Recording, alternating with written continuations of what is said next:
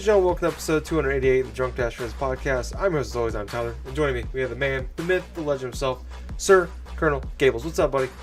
Oh, man, I am, in a ways, tired as hell. To put a long story short, long work week, even longer day today because of all various mishaps, but otherwise I am finally relaxing around now, so I'm doing pretty good at the moment. So how are you doing, Tyler? Doing all right.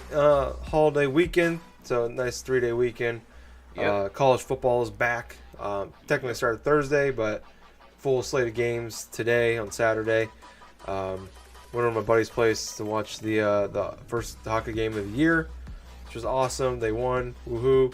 I was actually, and we'll get to a little bit later on, planning on buying an Xbox One X today. But we've had currently, so you might hear it on my microphone on the audio as we record, but pretty good storm going on right now. It's been going on for off and on pretty much throughout the day. Actually, a lot of games in the Midwest, games were canceled because of this lightning and really bad storms. So, we're hoping, crossing fingers, the power doesn't go out during this podcast, because that'd really suck. But yeah, I'm doing okay. Just gonna try to enjoy this nice, lazy weekend, and looks like it's gonna be raining all week, so it's gonna be kind of a lazy lounge inside, watch a ton of football, and play some games, watch TV kind of weekend. So, which doesn't sound too bad to me. Sounds like an awesome weekend, honestly. Yes, yeah. I'm hopeful that's what it's gonna be, but we'll see. I'm gonna try to tomorrow, make my way out and get an Xbox One X, but we'll.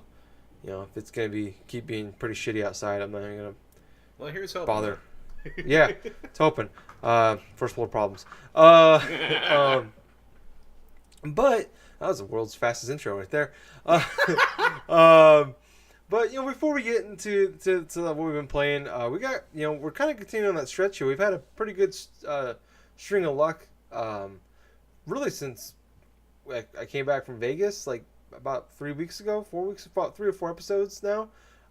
Just an incredible amount of news, mostly good, some bad. But yeah, so we got a lot of news again this week, so I'm going to jump right in. We're going to jump into that first. This first topic, it's a little bit of a downer. I don't really want to get into the politics so much of it. But I just kind of want this, make awareness of this. And so if you don't know about this already, it's what's happening. But the Jacksonville unfortunately had the shooting this past Sunday during a EA Madden 19 tournament where not even gonna say the person's name, but a competitor in the tournament who lost went and during the finals shot up the place the tournament was being held at, and unfortunately 2 people died. And the person who did the shooting took his own life in the end. But there is going to be, in Jacksonville, they're going to have a tribute stream for him this Thursday on September 6th. Not a lot of details out yet. They're going to say more. I'm just going to read the post from the CEO, Andrew Wilson. So just starting off, the publisher has put forward an initial donation of $1 million to help the families of victims Elijah Clayton and Taylor Robinson, as well as others who were affected by the terrible events of that day. And this is all the rest of this is a quote from Andrew Wilson, the CEO of EA. We've all been deeply affected by what took place in Jacksonville. This is the first time we've had to confront something like this as an organization, and I believe for the first time our gaming community has dealt with a tragedy of this nature. Please take time to support each other during this challenging time. In addition to the Jacksonville Fund, EA will be holding a live stream on Thursday, December 6th. No further details as to what the live stream will entail or announce, but it is hoped that the event will bring the community together through play and no doubt encourage further donations toward the charity benefit. So everything that's earned during this, EA will they've already put in $1 million of their own money, plus putting together this event, and everything they earn will go towards the families and everybody affected. I think 11 people were injured during it. I think that was the final count. Like I said, 3 people died, one being the shooter themselves. So not really. I don't really want to add too much more to that without get talk about stuff like this without getting to the politics side of it. But obviously, it's a really sad thing that happened. It's terrible. It's unfortunate that this kind of thing keeps happening. But I think EA is handling this probably the best they can do.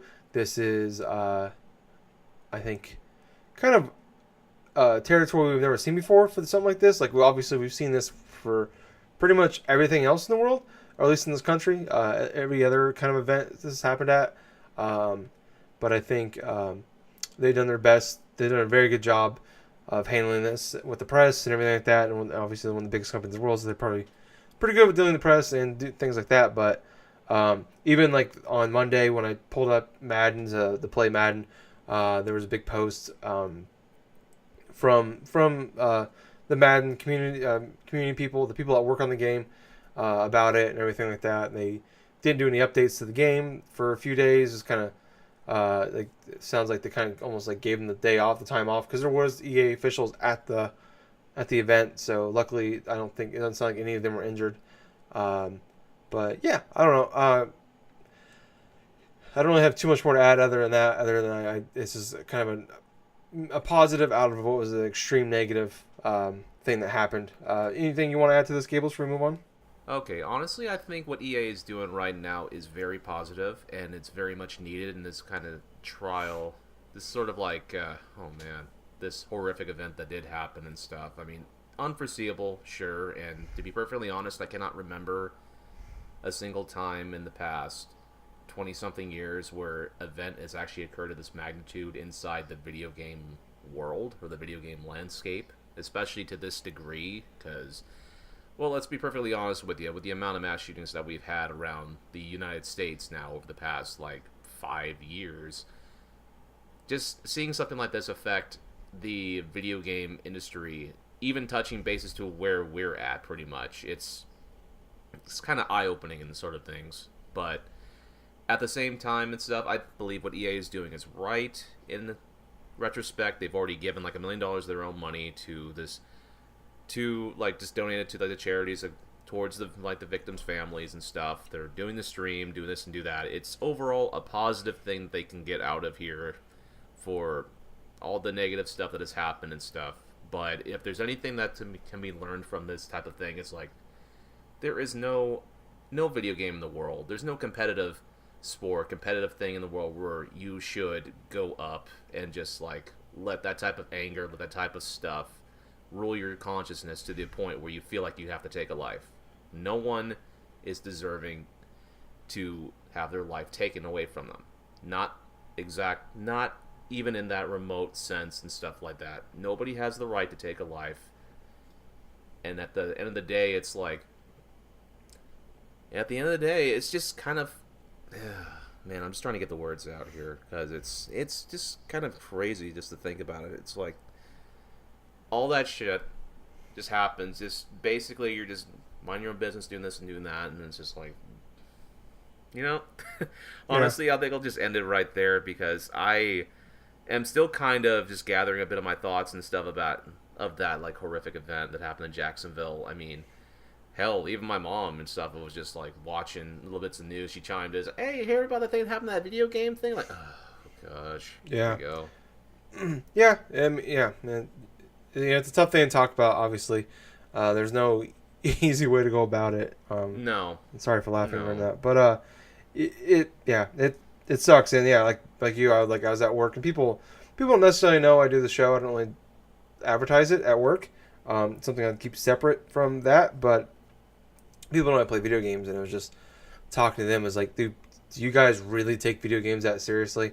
And I don't want to turn this to make it overshadow other and say this is worse than any other shooting, but in a weird, shitty way, this one hits a little closer, I guess, because of this was at a gaming event, and we're gamers, so this one a little more in house, I guess, for that standpoint.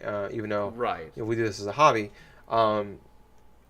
But people at work were just just in public were just and just reading online about just people taking this seriously. It's like, this isn't like this isn't about a video game. I don't want to turn this to another video games cause violence kind of thing, but it's just Yeah. It's obviously, once again, it's somebody with issues Yes. that come out Yes. after the fact. There was a lot of issues in the past that this person legally bought it, and the person has a lot of issues in the past, and that's a whole. I'm getting into the politics side of it. God damn it! Right. So it's hard to talk about without getting into it, but there's some issues there, and I don't want to do the hindsight thing, but it's happened. It's terrible. This is a great thing EA is doing. Like I said, trying to make it. We're finding a positive in a really terrible thing that happened, and I just want to shine some light on that. And let's move on before we get any deeper into that. So the rest of the show should be fairly positive. Not an easy transition to get out of that. But moving on to the rest of the show, I want to talk about Destiny 2, Gables. It's the franchise that will not leave us. No matter what we do, we could sell the game 50 times and rebuy it 51 times. It'll always come back to us. Gables just sold his copy. I bought Destiny 2 twice now. I have gotten 2 season passes to that game, and I gave one to Gables. I got 2 free codes, and it's back, baby. I still have my physical copy because I bought the season pass and I haven't played them yet. But they announced I don't usually go over this anymore unless it's just a really barren week, and if they announce the Xbox Live and PlayStation free games of the month thing, unless it's like some pretty, it's a really good deal. And in this case, I think it's not. I don't know if you really want to call it a really great deal, but this is pretty big. So Destiny 2 is one of the free games for PlayStation Plus for the month of September. And not only was it it is currently one of the free games of the month. It came out early. It was released on like Tuesday for free. Just the vanilla Destiny 2. Right before, I think on Tuesday is when Forsaken, the first big expansion, comes out. Oh my god. So it's kind of cool now. I as a guy who's gone mostly digital, and now I have a digital copy of it. I actually went back last weekend, a few days before they announced it, and started playing through the season pass stuff to get caught up, because I'm vaguely interested in Forsaken. I do like, I feel like I gotta justify it every time I play it or talk about it, about why I like the game. I just like the game. It's just fun to play. It's so silly. Like, in my mind, I have to justify it on the show why I like it. Justify why you like a game just to other people is just really funny in a sort of way, because everyone's like, "Oh, Destiny 2, oh, yeah, go that route." Oh. Yeah, it's like I even do it when I talk to people out, in the real world about this. Like, I'm talking to them face to face, and it's like I just like. The game is good, and it's fun to play, and it feels great to play, but I just don't want to do the grinding aspect. I enjoy playing the story content, some of the side stuff, but I don't want to do the strike 97 times to grind out stuff. I understand what you mean. Yeah, so I don't really know what I want to add to that. I just thought that was kind of a cool thing. They also are giving away God of War 3 remastered as one of the other free games, so a pretty good month for PlayStation Plus, I think. But I don't know. Gables, are you excited about having Destiny 2 free? Or Destiny 2 again? Oh my gosh. For one, I heard this news from one of my coworkers, because him and I, along with another friend of ours, played through Destiny 2's campaign and stuff, and he's like, "Well, Gabe, now you have no excuse now. You gotta go through and you gotta get Destiny 2. I'm like, "Oh, Jesus fucking Christ." I know, right? Oh, goddamn game. But I went ahead. Yeah, I am more than likely I'm going to download that game. But, oh man, having 2 big online games to play at once, one being WoW and the other being Destiny 2, I am going to die. But, all joking aside though, but yeah, I am very happy with the selections for the PlayStation Plus stuff this month. God of War 3 is a fantastic game, and for people who are fresh off of playing through the God of War released this year, which I haven't, you should definitely give God of War Son 3 of a a bitch. go. Play the goddamn game. As for Sorry. people with Destiny 2 and stuff like that, just Destiny 2, the base game in and of itself, this is a great deal to get. Honestly, you're not going to find too many copies of the base game out in the wild anymore because for whatever some odd reason, they do not have the freaking base game for sale digitally anymore on the PSN store. It's only a part of a package with the what was it, the Curse of Osiris and the Warmind DLC, or you can with buy the big ol' the major Forsaken pack. one. Yes, or the Forsaken one as well. Yeah. So actually, I am happy that they made the base game free because I don't have to spend another $20 just to get that fucking game again. Because I know it's gonna happen eventually. Well, and I saw a deal. I almost bought it, even though I already had the game.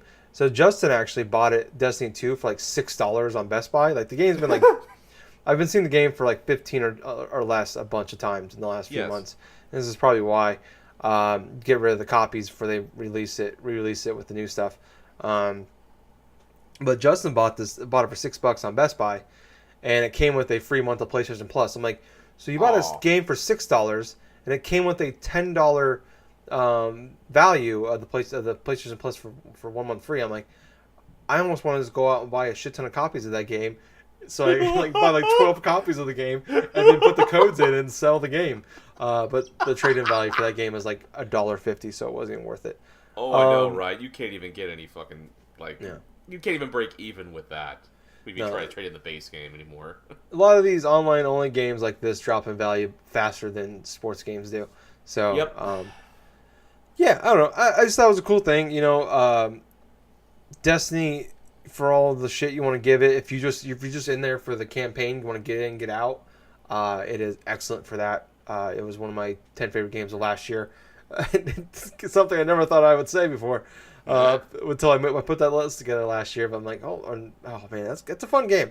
It's a great game. I beat that game twice, actually. I beat it again on Extra Life with Nerves from Talking Ship. Oh, there. Yeah, that's right. I forgot you did that. Yep, and that game is fun to play. And it's always fun to play with friends.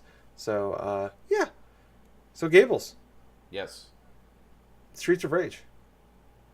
Man, this is new to me. You didn't know about this? No, it was a stealth thing I didn't even learn about until now. Oh my god, really? Yes. Oh Lord, Gables. Gables. I'm All right. busy. You son of a bitch. So am I. But you always make time for Streets. You don't daily Google search Streets of Rage 4? No. I've been doing it before the internet was a thing in like 1993. Okay? Okay, so apparently Streets of Rage 4 is a thing. I should probably mention that. Yeah, Streets of Rage 4 is a thing, guys. It's happening. So, people don't know, it is an awesome 2D side-scroller fighting game from the Sega Genesis era. We had like 3 of them in like 2 years, and then it just never came back. There was, the 3 got weird. There was a kangaroo. We don't need to talk about it. But, I wish Justin was here to verify this, but I was absolutely addicted to Streets of Rage 2, and then later on I went back and played 1 a bunch as a kid. I remember I'd come home and I'd play the game because you could beat it in like an hour at most, and I would beat that game. I played the game like 10 times in a row. I love that game. Skate was my boy. Max. When I got bored with Skate, I play as Max. But it's happening. It's got a way different, like a neon art style. Oh god. Axel and Blaze have so far been confirmed. This is the first Streets of Rage game since 1994. I can't. What the hell game did they make before this? Let me look it up real quick. So 24 years, blah blah blah. I probably should have put this in here before I started the show. Dot Emu is the name of the makers. Oh yeah, they brought back Wonder Boy last year. Okay. They did the Dragon Trap remake. That was fairly positive, actually. Yeah, so I remember that game came out and got pretty decent reviews. A lot of people liked it. So I think they got this now to bring back as well. So yeah, I am extremely pumped. Although, a lot of people feel this way. That was the first thing because I was scrolling through Twitter at break and I heard Streets of Rage 4. I'm like, what? what the fuck's happening right now? And I was probably equally, I would argue, Gables was probably more excited when he heard about Destiny 2 being free on PlayStation. But this is a close second as far as exciting things that happened this week for us. But I immediately stopped doing it. I hate it at work when people like in the break room play like stuff on their cell phones, like music or videos and just blare it, or just in general have like make noise. Yeah, that happens in my workplace too. Drives me fucking nuts. They're called headphones, people. And then we got people that want to bring in their fucking speakers and blare music. Stop it. Stop. No, don't do that. You wouldn't like my workplace. We jam music at our stations. I mean, if you, that's fine, but in the break room, fucking stop. It's not just my work. It's every job I've ever had does it. It's just, it is my pet peeve. But anyways, I broke the cardinal rule, but I played it at a nice volume, and I went to the corner where not a lot of people, no one else is, so I can watch it in peace and masturbate. But the music is terrible. I do not like this music at all. And I'm like, that can't be the original music. So I went back. I went in, like when I got home that day, and I watched it again on my TV. And I'm like, that cannot be the music. This music is awful. So I went back and I started listening to music on YouTube from Streets of Rage. Oh boy, I forgot how good it was. Like the main theme for Streets of Rage 2 was fantastic. I can still like in my head play it to this day. The music's so good.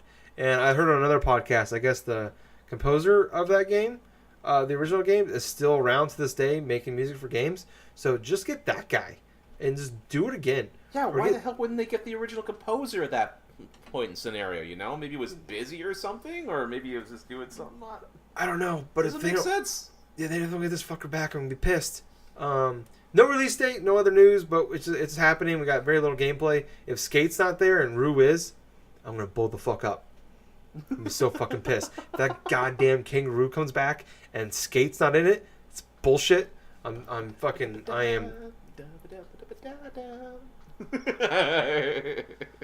God damn it, Gables. So, I've talked vaguely before about my love of Streets of Rage on the show.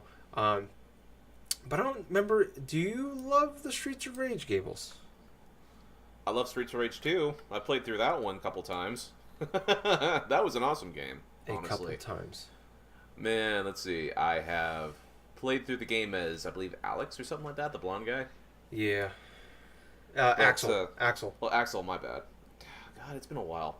But it's generally a game. Every time I go and get like a compilation disc or I had the original game, but I got rid of it a while ago. But I would always play through that game on my Genesis or on Sonic's Ultimate Genesis collection. I think I've beaten that game actually a total of maybe 2 or 3 times most. But it's definitely has some great music to it and some great stage stuff. Also, just recently saw a complete playthrough or something where someone beat it in the span of about half an hour and stuff. I think with Max, I think it is. Okay, I'm fine with that. Yeah, the big steroid guy. Yeah, because he's awesome when it comes to speedrunning it. Oh really? Okay. Yeah. I just play the game because I enjoy it. I don't play to beat it for the fans. I'd argue I'm more of a hardcore Street Rage fan than that person. But anyways, I am incredibly pumped. I hope that comes out sooner rather than later. But at the moment it does, I'm dropping everything and I'm playing that. But moving on. So I mentioned earlier I was going to get an Xbox One X today. And here's the reason why. We talked about last week, the rumor, they officially announced it. And it was kind of weird, it came out, and it was kind of I came home, and I usually like to I catch up on stuff throughout what's happened throughout the day on gaming. And it was just kind of got, it's called the Xbox All Access Pass. And I don't know if the name didn't or what, but it didn't feel like it was as big as the deal I thought it would be. I don't know. Maybe it's bigger than me because I don't have an Xbox One, but I thought, it'd be a bigger thing. But anyways, the thing we talked about last week about being able to get an Xbox One or Xbox One S or X and pay a monthly payment over 2 years is true. You can get the Xbox One S with for $22 a month, and with this bundle you get no talk about if it comes with a game or not. But with this for that price you get the Game Pass and you get gold in that bundled in that price together. So yeah, you get Xbox One S with all that for $22 a month, or you get the Xbox One X for $35 a month. And right now you can only, it's a limited time offer. No idea, you can do it now. No talk when it's going to end. But they're only available in the U.S. and it's only available in stores at the Microsoft Store. And unfortunately, in Iowa, there's only one Microsoft Store. It's luckily only like half an hour away, so that's kind of good. Yeah, so like I mentioned last week, I've always planned on getting an Xbox again. And I think this is a good. I don't know when this deal is going to end, so I'm going to pounce on it now, just so I have it, because there's games coming out I want to play. So yeah, I don't know. I'm in for it. I think it's a really cool thing for the holiday season. Gables, we talked about a little bit more. Now it's a real thing. Now we know what's happening. We got a price point involved now. This tickling your fancy one? To be perfectly honest with you, I kind of wish it wasn't exclusive to the Microsoft Store, because that's kind of a dropping of the ball sort of way, because they could have introduced something like that to other retail stores to where they could actually go through and get the Xbox One X and stuff, and then have it be like one of their plans for things like, say, with Straight Talk does with certain smartphones and stuff like the iPhone X and this and that, where you could settle it with a 12 or 24 month payment, this and that. I think Microsoft kind of dropped the ball with that. Everything all said and done, though, it's like I personally probably would not jump on it anyway, only because I'm so much into what I have right now. I mean, I'm looking at it this way, that I have three separate things that I'm playing, three separate three separate platforms, I should say, that is distracting my attention. The main one right now is my PC, because I'm playing Warcraft, but the second is PlayStation 4, then my Switch. And it's now it's kind of an anomaly thing where I'm playing Earthbound on my 3DS, and it's just, I got a lot of video game stuff that I'm focusing on, and I don't think I would even have the time to even turn on my Xbox if even I had one. Yeah. But, yeah. Yeah, I understand that, and this is more like a future-proof thing for me. Because I know as soon I'm gonna buy this thing, and it's probably gonna sit there, and I'll probably play a decent amount in the beginning, but then we got shit coming out. I got stuff playing right now, plus stuff coming out. Spider-Man comes out in a week. Yep. So I feel it's much like my Nintendo Switch. I know it's gonna sit there and collect dust for some for weeks or maybe a month or two at a time. Yep.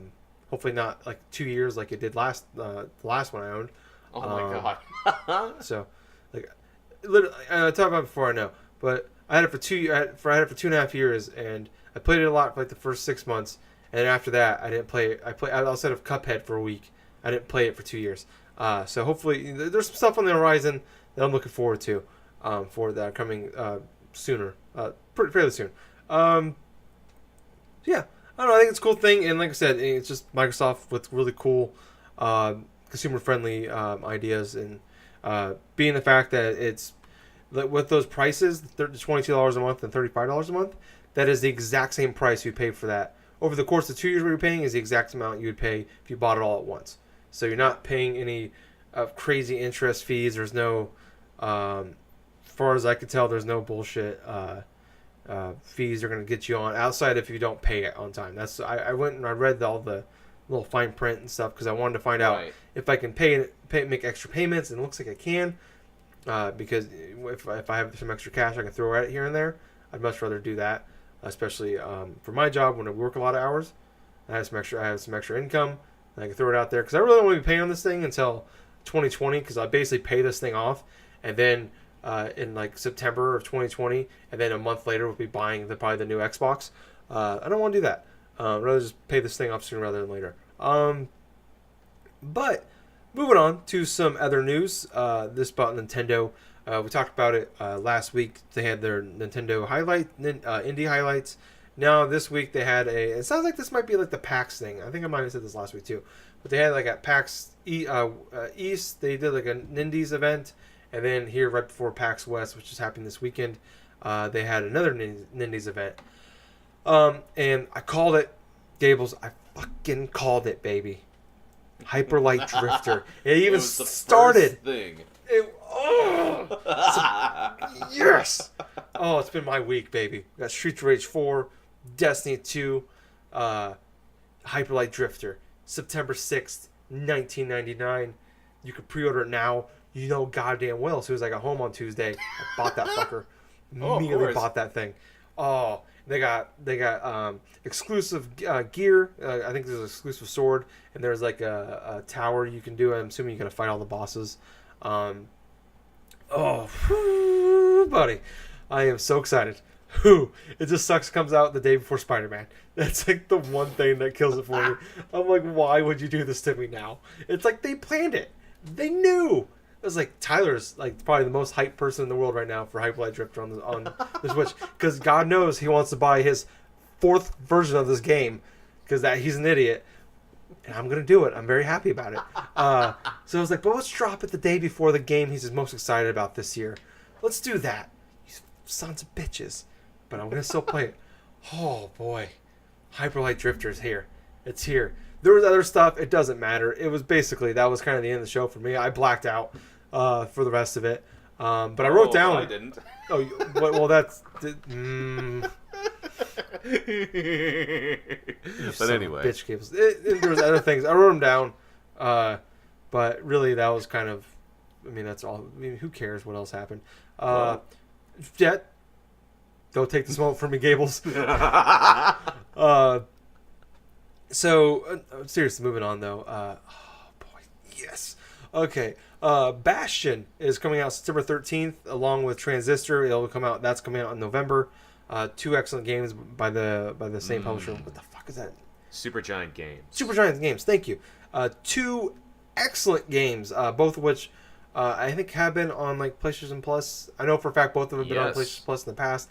I believe they've also been on the Xbox Games Gold. But if you haven't played them yet or want to buy them again, I don't blame you. You can do that now, or because I think you can pre-order, you can pre-purchase Bastion. I don't think you can do it with Transistor yet. But both those games are going to be coming to it. Undertale is coming September 18th. Towerfall is coming out September 27th. It's been out. It was a Ouya game actually at first, and then it came to PS4. PS4. It was like fairly. I think it was like really early in the generation this came out. Yes, it was. It was actually very early within the first year the PS4 was out. We got Towerfall Ascension, pretty much. That was basically the second, the first port that we got that was from that Ouya game. We got that, plus the DLC kind of released later for it, plus it didn't have any online stuff, though. That was the downer of it. But it did have good co-play stuff like that. But for this version and stuff, at least the co-op stuff is going to make a lot of sense since it's portable. Yeah. Fortunately, it still doesn't have the online part of it. That was the one. I love that game, playing it back then. When it first came out, that was like the one thing that glaring issue to me for it. But along with it, like you were saying, it has all the DLC content for it included with it. And on this, they're doing it was a 4-player game. Now it's 6 players, so you can do 6-player battles. And this is Matt Makes Games, I believe is the name of the company that makes this game or made this game. Celeste, they also made Celeste. Madeline and Badeline are playable characters in this version, and I don't know if that's exclusive to the Switch. Maybe it's gonna be a free update on like PS4 or Xbox. It must be. That doesn't sound like a console exclusive. It sounds like a kind of similar to say like DLC stuff that maybe timed for a little bit, but it'll come out on the systems. I would expect at least. Yeah, because Celeste came out and everything on the same day. It's on PC, Xbox, and PlayStation as well. So. I don't think this is an exclusive thing. Maybe it's just something they announced there. Desert Child is coming out this December. That game looks really cool. It's like a side-scroller shoot 'em up with a really cool like Blade Runner art style and some cool synth music. And then Untitled Goose Game is coming out early 2019. Which that game looks really fun. It looks amazing, actually. Yeah, that was fun. It's like basically you're a goose. whose goal is to go around and piss everybody off in the entire town. It's amazing. Yeah, like it just sounds cool. I'm all in for that game. I can't wait. I guess it's like I was telling Gables for the show. I guess this game's been around like at like PAX events and stuff like that for a few years. So it sounds like that's just the game. It's called Untitled Goose Game, which I'm totally in for. It's like when Project Octopath Traveler was announced, and that was like the working title, and then it just became the title. Just keep this as the title.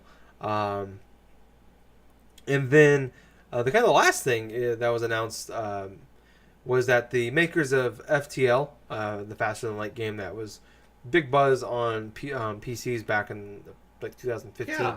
Yeah. Their game Into the Breach, which is like a what kind of game is this again? It's like XCOM and like Mario and Rabbids, turn-based. I'm totally blanking on the words I'm looking for here. I'm gonna Google search them. Into the Breach. Wow, I had a total brain fart there. But this game actually came out earlier this year on Steam, and I had never heard of it until now. But it was a turn-based strategy video game. It's like turn-based strategy, so like shooting and fighting, and then but every review I've seen for it is like a 9.0 and above. Like everybody's like saying this is one of the best games of the year. Like I said, I had never heard of it until this. Currently, right now, it's only on Steam and Switch. I don't know no clue if it's coming to anything else. But that I like turn-based strategy games. Except for XCOM, just because it's too damn hard for me. But I don't know, anything kind of jump out to you during this Nindies event?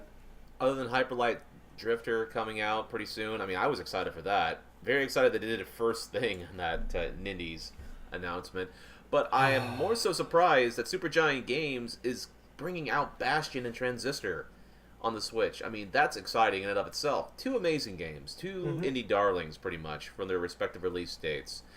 For their release years, honestly. But honestly, a lot of the exciting stuff that I saw actually happened after the Nindies event and stuff, where you had like confirmation of a couple other different games that are going to be coming out. For instance, I think one today was that was unveiled like a PAX some with Valkyria Chronicles, the original, coming out I think October 16th or something for Switch.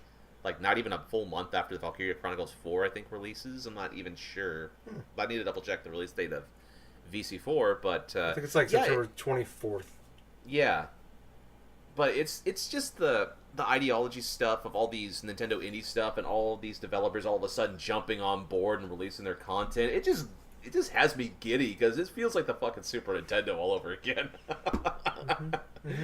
Oh man. Yeah, it was fun. It's really exciting. It's fun to see kind of some, obviously not every indie game out there is going to like tickle your fancy, just like any other like, direct or anything else you see. But the ones that kind of connect with you definitely hit you a lot harder than I think what like most AAA games would or do. It's like it's fun and it's exciting. At like a E3 press conference or like a Nintendo Direct or whatever, when it's like, oh, cool, they're bringing this back. Oh my god, it's a sequel to this. But like, their indie games are so different and they're trying so many weird things that when you see something that looks really cool, it sticks. Like a lot more I think than some of those bigger games out there, like Untitled Goose Game. Like yeah, like if EA came out and announced that, I'm like, what the fuck ever. Everybody would think that they lost their fucking marbles. Yeah, but it's just like you're gonna hear this game like that looks incredible, and I can't wait to play that. So yeah, it was. I enjoyed it, and I enjoy most of these things.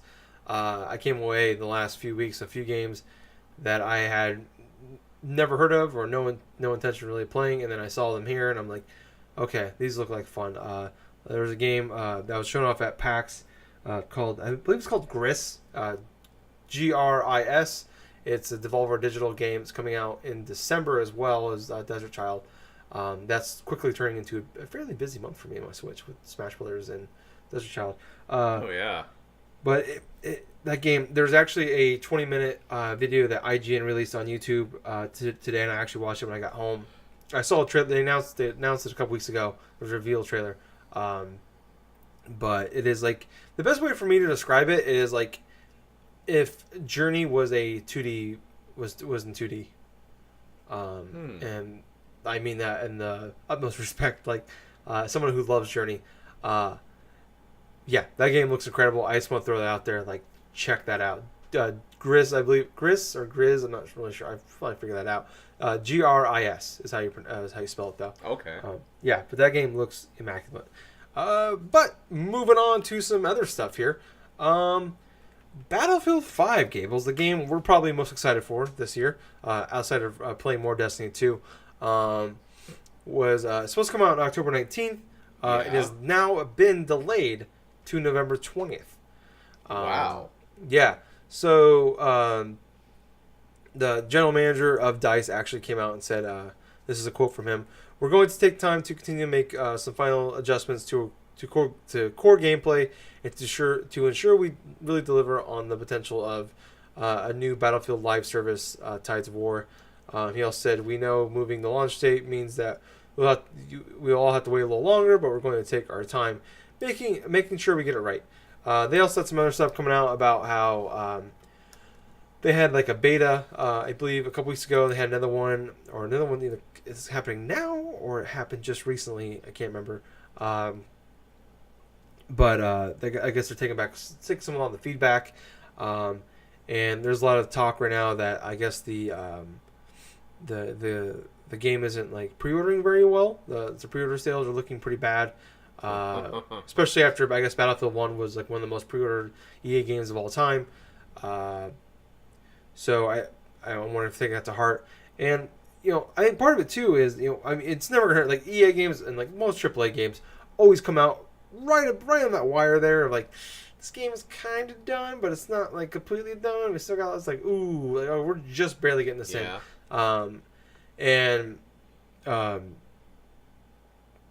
Sorry, so that's my train of thought there. Spaced out for a second. I was thinking about Hyperlight Drifter and Streets of Rage. What if the Drifter was in Streets of Rage 4?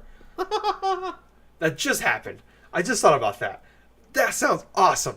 Please make that. I want Skate and Drifter as the only two playable characters. Well, and Max. At the last boss, you just beat the shit out of Rue. Make that happen, please. Going back to Battlefield 5, though, holy shit. I don't think it's it's a bad thing to give it more time. And also, and we've talked about this, like October is like a murder row of just incredible AAA games. Like I've said it before, but like we had Assassin's Creed October 5th, the 12th Call of Duty, 19th Battlefield, and then we had Red Dead Redemption 2 on the 26th. So you got that game sandwiched in between probably the two biggest games of the year.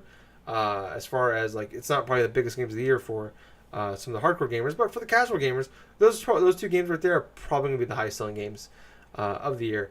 And you're getting sandwiched in between, and you're probably going to get destroyed. It's going to Titanfall 2 itself, where Titanfall 2 was an awesome game, reviewed well, but got sandwiched in between Call of Duty and Battlefield, and no one gave a shit about the game. Moving to November 20th, where November, I think you got Pokemon on like the 16th, and then that's it. Like 16th November is, I think there's a couple other games in there, but like as far as like the huge commercial hits, there ain't a lot. So coming out in late November, right before you got the whole like Black Friday to yourself, that's probably a great time to come out. So yeah, I mean, I don't really have any interest in this game. I talked about in the past, like I thought I was ready for World War II shooter games. I am not. I don't care about those. I just can't get myself hyped for it. So yeah, I don't know. Anything for you on this one, Gables? To be perfectly honest, they did that for one sole reason, and that was to get out of releasing right around the time where Red Dead Redemption 2 released on the 26th. Yeah. I honestly believe that, and honestly, that's a very smart business move by EA at that point. Have it be a month out, a month away from all the other big releases that month, like you just listed, Assassin's Creed, you had Call of Duty, and Battlefield 5 was wedged between Call of Duty and Red Dead 2, so it's like, yeah, no-brainer right there. They're going to make adjustments on obviously, because they don't want it to be another Battlefield 2 fiasco. But, Man, yeah, that's basically what I think Yeah, personally. It's not that big of a that's a no-brainer, man. yeah, and it's only a good thing. Like Yeah. like I said, I don't blame them. It's probably a smart move financially to get out of there too. And it's also better for the game because that means they get an extra month to work on the game. So that sounds like a win-win to me for everybody. That gives you also for gamers, where you don't have to play four of the biggest games of the year in 4 straight weeks, especially when you have the two biggest AAA game first person shooter games, and then you have Call of Duty, Battlefield, Red Dead, probably three of the biggest online games that are going to be coming out this year as well. So not a bad thing. So hopefully by November 20th, people are ready for Battlefield. Um, we're going a little long here, so I'm just gonna add a couple more topics. We'll save them for next week. We're gonna jump into what we've been playing. All right. I've only been playing one game this week. I talked about last week. It just came out on Tuesday, but it's been in early access on PC for a while now. That game is Fire Pro Wrestling. It just came to PS4. I pre-ordered it. It was to buy it's $50. You pre-order it on it was like 45. So I've tried many times to get into those WWE like 2K games. They're not like now they're pretty bad, like technically bad. Like there's a lot of bugs and issues, but when the game does work, they're just not very fun to play. No, they're not. So, and growing up, I love, I think like a lot of us in this generation love growing up playing those 64 games and the Super Nintendo ones and some of the arcadey super games back in the day. And we really haven't had those in a long time. So seeing this last summer when it came out in early access, incredibly, I'm like, that game looks like a blast. It was $20. I'm like, hell yeah, give me that game. Now I was really excited when they announced it for PS4 earlier this year. And then when I saw the price, I was like, I'm like, okay, I'm still gonna get it, but I'm all right. And the really, I think push me over is when they announced like this is getting really nerdy for wrestling, but the New Japan Pro Wrestling, so the Japanese wrestling, they announced probably the second biggest company outside of WWE in the world. They announced they had a partnership with them. And one of the cool things about Fire Pro Wrestling is the customability of it. So it looks like a HD like Super Nintendo style game, but the cool thing is like it's super like the customization stuff of it is awesome. Like you can go online and you can import people's created characters, and like I can import like people that look just like WWE wrestlers or past wrestlers that aren't in the game, because most of the wrestlers in Fire Pro Wrestling are fake. The only real ones that they have are New Japan guys, which is cool with me. So I mostly just play as Kenny Omega, which is fun to do. But the game itself is incredibly fun. There's definitely a lot of translation issues. Like there's a story mode they added where like you go through like going through like the training school in New Japan, which is a real thing they have, and there's a story mode to it, and you actually got like you're getting trained by New Japan wrestlers. And there's no talking; it's just all like written dialogue. And there's a lot of like spelling errors. Like at one point, like so it's NJPW for New Japan Pro Wrestling. On multiple occasions, I've seen MPJW instead of NJPW. The spacing is incorrect. Like they'll have this is, and they'll have those two words combined together. Just a lot of like it's almost like not like horrific, but it just stands out, and like it's like so like simple like. I guess it's so simple you can easily gloss over, but it stands out so badly to us. But it doesn't really hit the game. But like the game feels very generic. Like there's nothing like just going through the menus, everything like that. It feels very like PS2 esque. It's not very smooth transitions, long load times. But the game itself is really fun to play. Not like crazy in depth, which is great because that's not what I want. But I'm having a lot of fun, especially just like I said, playing with Kenny Omega. He does like the Bullet Club when he points with the gun. He has the V trigger, the one winged angel. All of that stuff is there. He does the dive over the top rope. It has everything I want from that, especially with all the other characters. The story mode seems pretty fun so far. You create your own character, importing characters and stuff like that. I tried going online a few times, and I've only been able to find one online game.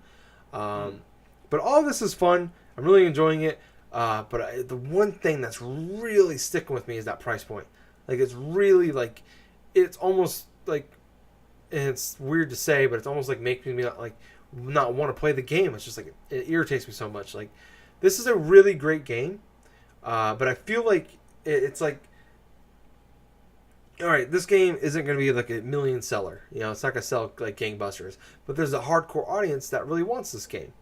So it's like, all right, let's maximize the dollars off of our hardest core fans, and the people that really want this. And I feel like that's what it is, and almost like we're being taken advantage of in this. But like the game itself, like I said, all of it's fun. Enjoy it. There's all kinds of different matches you can do. They have cage matches, barbed wire matches.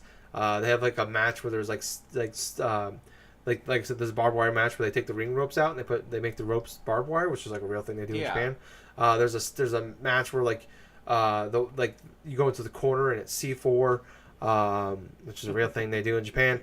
Fucking Japan is crazy, guys. But yeah, I'm having fun with all of it. It's just, man, I cannot recommend this game for $50. Like, that is way too much money. And then there's a $50 season pass on top of it. That doesn't really seem like it adds like a crazy amount. Like, there's a few more, like, they add some more story modes you can do. I think but I don't think there's any more characters they're adding to it or anything like that. Yeah, it is way overpriced. I would say, even if you're not a big wrestling fan, but you like those old school games, you gotta be a hardcore fan to want this game, especially for like the New Japan stuff. But if you like those games, like, this is definitely a check it out. Like, I would recommend this to anybody. But I cannot wait for a sale. This, like, $30 is like the max you should pay for this game, and that's like the very, very max I think people should pay for this game. But that's what I played this week. I feel like I'm more negative on it than I want to be, but like I said, they kind of equal each other out. How great the game is and the price point just kind of like, it kind of levels it out a little bit, and it unfortunately kind of hurts the game for me in that sense. That's all I've been playing. Gables, what about you? Well, the thing I could say though about before I go into what I've really been playing though, but what I am going to say though about New Japan Pro Wrestling, the whole aspect of the whole Fire Pro Wrestling stuff. I mean, I love the concept of it. I really love the idea that instead of making your own sort of wrestlers, kind of akin to just how the old school ones were, say for the Super Famicom and even like the PS2, have your own content and stuff with their deal with New Japan and stuff. Play guys like Kenny Omega or Kazuchika Okada and stuff like that, and just battle with that, you know. My time playing it on the PC, like a little bit earlier on this year, it was very fun. I mean, there are some issues that I've been reading up on the PS4 version, like, say, load times, like you already touched upon, certain aspects of frame rate that need to be fixed, and obviously certain translation errors for the dialogue for that. But, yeah, that content, the story mode, everything is coming to the PC version, I believe, relatively soon. I'm not sure about it, but the gameplay in and of itself is very fun, and I'm happy that you're at least enjoying the core game and stuff, because a lot of it's very simple, you know. It's just timing-based moves for your grapples, your strikes, this and that, and then going through the whole different modes and stuff, like the Japanese death matches, the landmine matches, the freaking like gruesome fighting is their akin thing to the MMA style thing. Yep. And then they even have a G1 tournament mode in there too. Which is, I started that last night, which is pretty fun. Yeah. What I kind of wish, though, I wish they had ladder matches, you know, or like those, you know, it's like they got certain things you can do with tables and this and that and stuff, but man, having like a ladder match or something like that, that's one of the gripes, man. It's like, if you're going to have different types of matches, the ladder match in of itself is not exclusively owned by the WWE, obviously. A lot of those match types aren't, but I would have loved to have seen that sort of like as an extra content thing they could have brought, you know, alongside different things to say like triple threat stuff. Well, actually, they got triple threat stuff. What am I saying? Yeah, they do. But, they have like they do have like elimination matches, battle royales, and stuff like that. Yeah, that content I like. Yeah, and they do have like they do, like I said, they have the season pass. So I wonder if they're gonna add more. They haven't really said too much outside of like right now you get like which is kind of annoying because like they already have like content hidden behind the season pass. Yeah. Like I was saying, like some exclusive like story modes, things like that you can do. So maybe they can add in that, but $50 is still kind of. If I see it on sale and I'm still Right. enjoying this game, I might buy this pass later down the line. Right. Um, I did something similar when Fire Pro Wrestling came out on the PS2. That game was being sold for $50 or something like that when it first came out, but it mhm. dropped to 20, and that was when I picked it up and stuff. I played a little bit of that game too, and that was basically as fun as what you're playing right now. It's like the same type of gameplay, the different types of like stuff. The difference this time, obviously, it's more like more commercialized, and you actually have a wrestling property associated with it instead of something generic and stuff. But the character creation stuff is very intent, very deep. You can create whoever you want. You can put them up. You can create your own title belts. You can create like other types of like pay-per-views and this and that. But anyway, enough about Fire Pro Wrestling, even though it's Um, pretty damn fun. I do want to mention, yeah, I do want to mention a couple things real quick. Yeah. The New Japan stuff currently isn't on the PC version. Right. It is coming later this month in September. Yes. And I didn't know this actually, but it's exclusive on the consoles to PS4. Wow. Yeah, That is so something I didn't know about. I wonder if it's just a Japanese company thing with New Japan. I'm not sure, but yeah, Possibly. uh, yeah. But that's all I'm playing. So All right. So for what I've been playing for this week is more or less the same as the past couple weeks. This time I have gotten my WoW character up to about 63, near 64, but what I had been doing was doing a bunch of mainline story missions for, let's see, the Plague Lands, which I have completed both the Eastern and Western Plague Lands, plus the Swamp of Sorrows or something, or of the sort. It was just basically a swampland stuff where I go around killing stuff and just collecting resources and doing this and doing that. But the new thing I had been doing is I've been more or less going through different resources. Like I've gotten to a past like level 60. At level 60, you can actually learn this sort of like a master's sort of like writing sort of thing where you have access now to buy winged, flying mounts pretty much. So I have a couple griffins that I've bought with my gold and stuff, and now I'm actually flying across the map and just doing this and doing that with stuff. But what I'm noticing is I'm finding these little gold spots, right, on the map, these little gold little icons. So I go there, right, and I fly down, and there are these little like little sources of like minerals and all sorts of coals or diamond like stuff that's all clustered together. So I end up learning a second profession. That's mining. And what that is just I just go through, use my pickaxe, and just collect a lot of like metals and resources.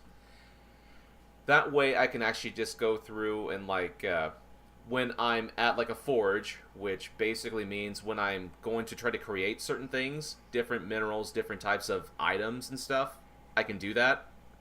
So what I basically did during the past couple of days is I've just been basically farming a bunch of resources, doing a bit of archaeology digs, and like doing a bit of blacksmithing stuff. That way I can increase the count of the efficiency of each of those slots.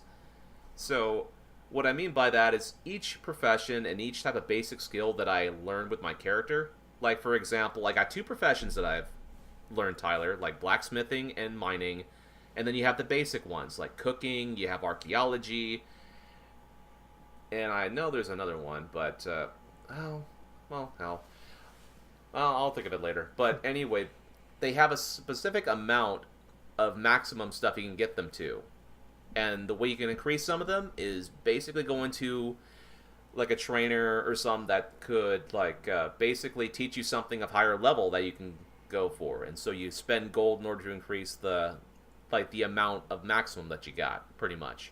And so how that's beneficial, it allows you to do more things like build better gear or like farm a lot better resources or even like go through and start building and just farming for gold stuff, considering that gold is probably the highest type of currency you can possibly get at this moment in time from what I'm figuring out.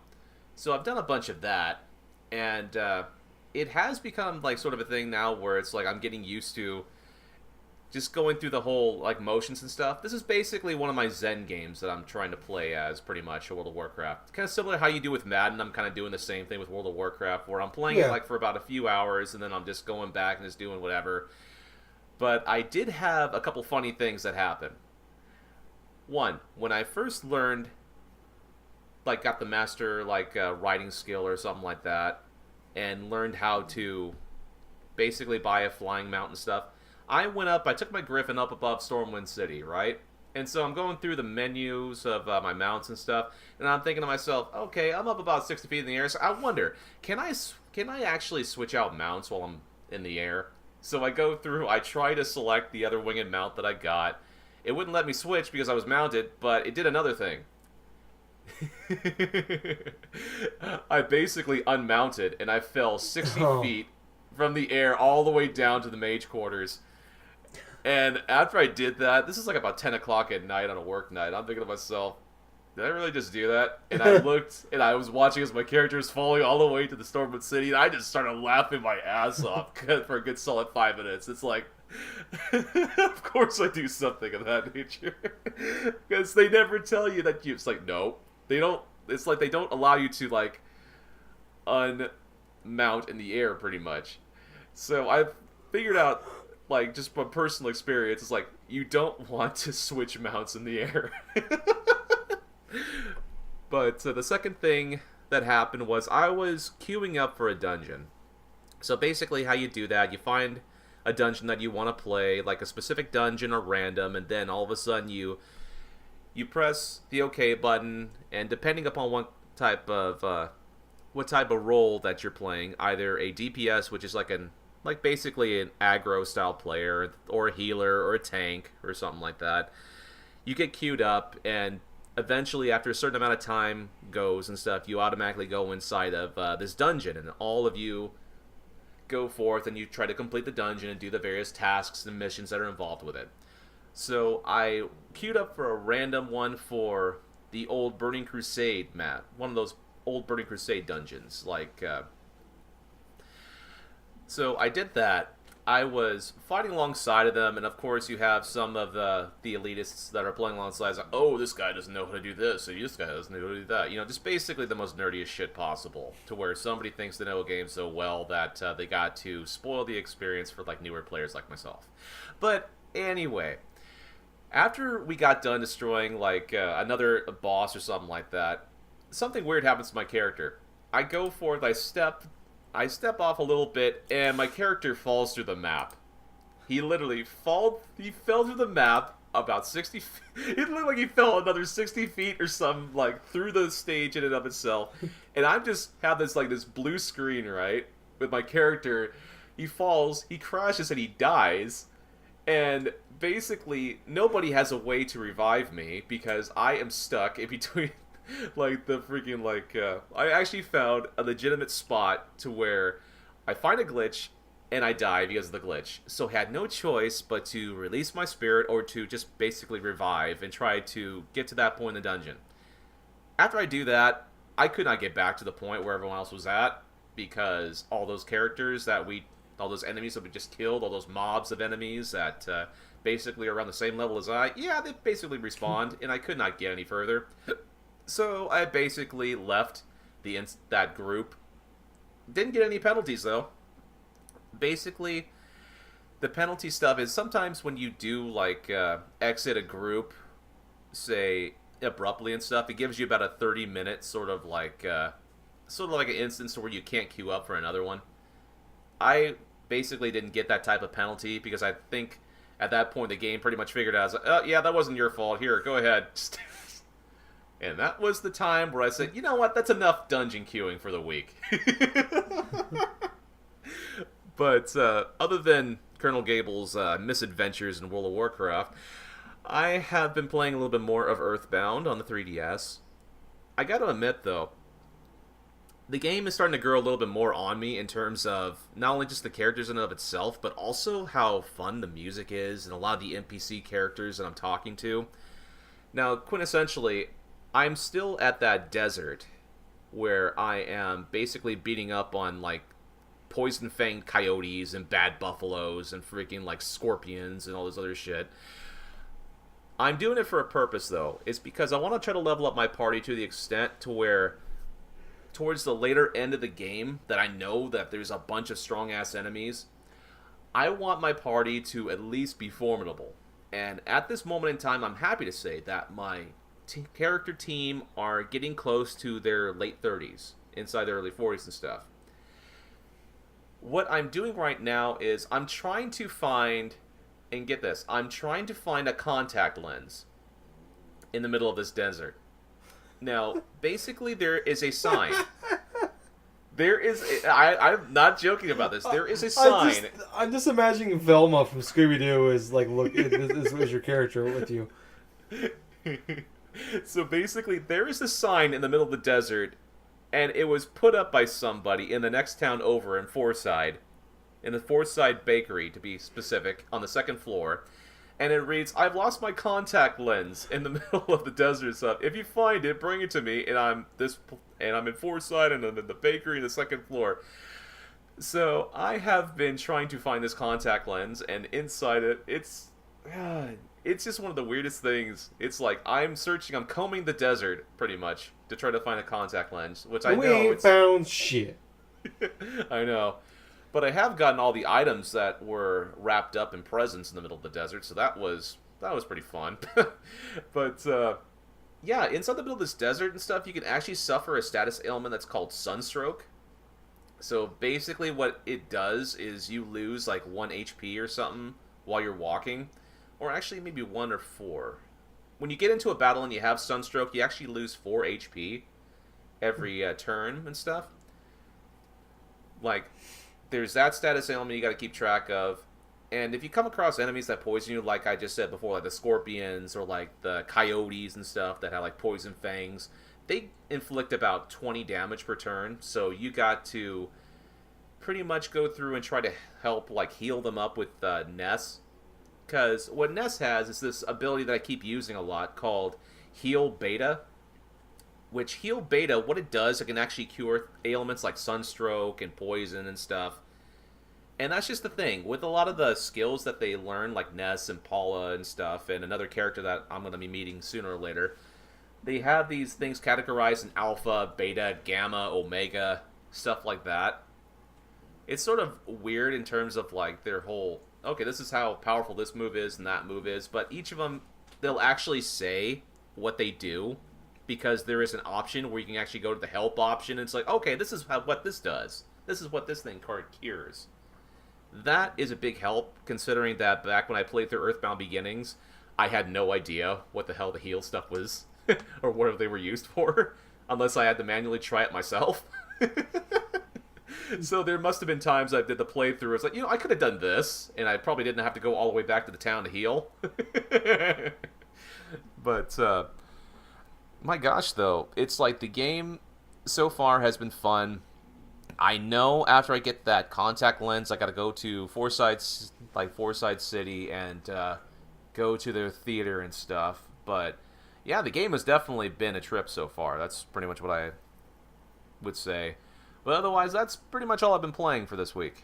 All right. Well, very cool, man. It's been a good week. It's only gonna get better, Gables, because we get Spider-Man. Yeah. In 6 days. I know, right? I'm excited. Yeah, that's gonna be fun. Yeah, I cannot wait. Reviews drop, I think, like on Tuesday. So I can't wait to hear what people say. Hopefully, they say good things because I already pre-ordered it and I can't cancel my pre-order.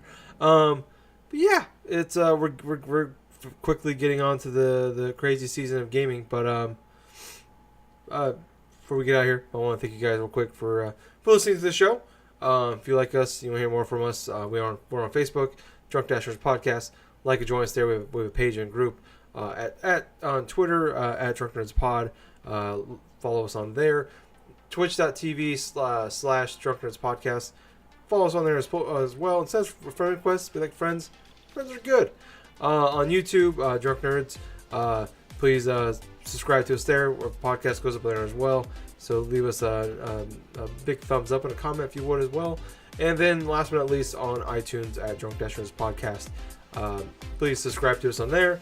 And then give us a 5-star review with the comment. It would also really help us. The more people that go out there and say nice things about us and review us and things like that, the more people can see us, the better we do. So we really would appreciate that. Until next time, I was your host. I was Tyler. And I have been Colonel Gables. So until next week, everyone, have yourself a fun week. Have yourself a fun time playing whatever or watching whatever.